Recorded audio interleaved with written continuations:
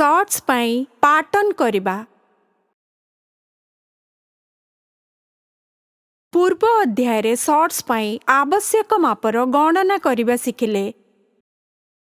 एही अध्याय रे आपण सूचना अनुसार किपरि शॉर्ट्स पाई पाटन करिबा शिखिबा। उद्देश्य एही अध्याय रे आपण पाइबे शॉर्ट्स तयारी पाई कपड़ार अनुमान लगाई पारिबे, शॉर्ट्स पाई पाटन करि पारिबे। एहार पूर्व पाठरे आमे शॉर्ट्स तयारी पाई केवल हिप्र माप नेबा पढ़िले।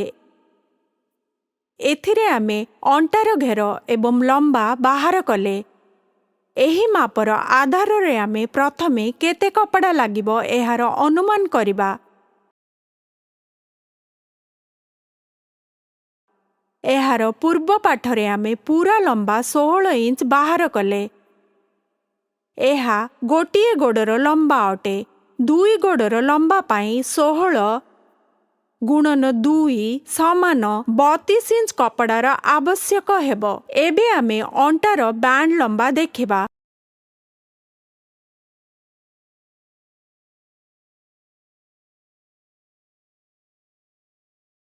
अंटा बैंड लंबा अंटा घेरर समान 34 इंच हेबो। एहाकु संपूर्ण करी आमे 37 इंच माप नेबा।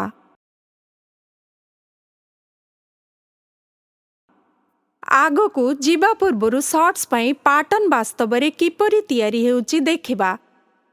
जदि आमे शॉर्ट्स को लंबारे समान भाबरे मोड़िबा तेबे एहिपरि पाटन तयारी हेबो। आमे शॉर्ट्स रो पाटन नमूना करिबा पूर्वरु किछि गणना करिबा। आम पाकरे हिप रो घेर 30 इंच अछि। आमे पूर्वरु अंटार घेर बाहर करथिले जहाकि हिप घेर मिसाण 3 इंच समान 34 इंच अटे। शॉर्ट्स रो पाटन तयारी पाई आमकु सेही अंश गुड़िक व्यवहार करिबाकु हेबो। आसंतु ड्राफ्टिंग उपकरण अनुसारे शॉर्ट्स तयार पाटन किपरि हेउची देखिबा। प्रथमे मूल रेखा 0 रु 1 टाणन्तु जहा 16 इंच अटे। एही रेखा कपड़ा उपरे नमूना करिबा समय रे मोड़ दर्शाई थाए। एबी बिंदु 1 रु हिप घेरर 1/3 जहाकि 10 इंच अटे मापी चिन्ह दियंतु।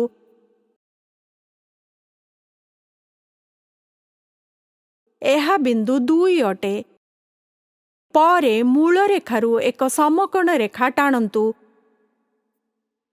बिंदु 2 रु आरंभ करी हिप घेरर 1/3 मिसाण 11 एवं अध इंच तयारी हुए ताकु मापी प्रथमे ताकु टाणी समकोण रे रेखांकित करन्तु। एहा बिंदु 3 अटे।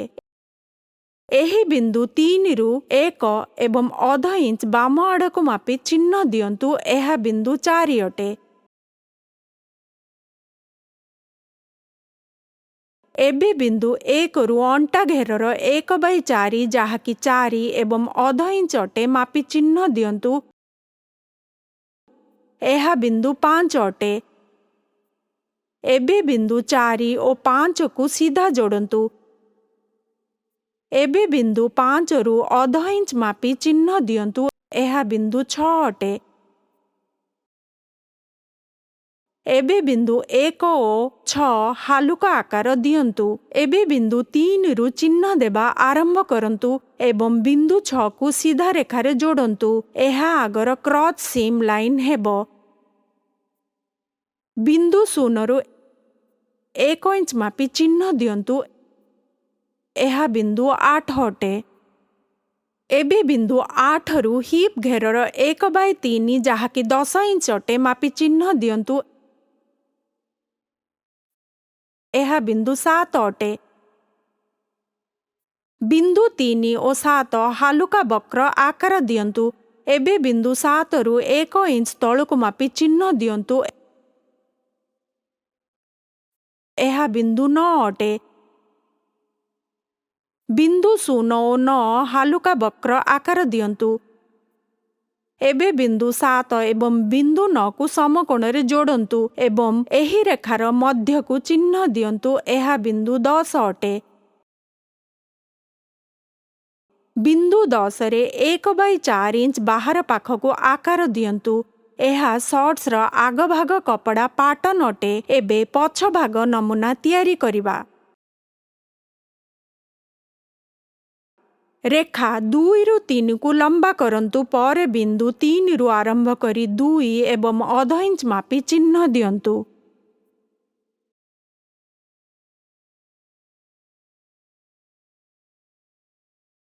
एहा बिंदु 11 अटे। एबे रेखा 8 रु 7 को लंबा करंतु। पर बिंदु 7 रु आरंभ करी 2 इंच मापी चिन्ह दियंतु। एहा बिंदु 12 अटे। एबे बिंदु 11 और 12 हालुका बुलाई जोड़न्तु। एबे रेखा 0 रु 9 को लंबा करंतु। पर बिंदु 9 रु आरंभ करी 2 इंच मापी चिन्ह दियंतु।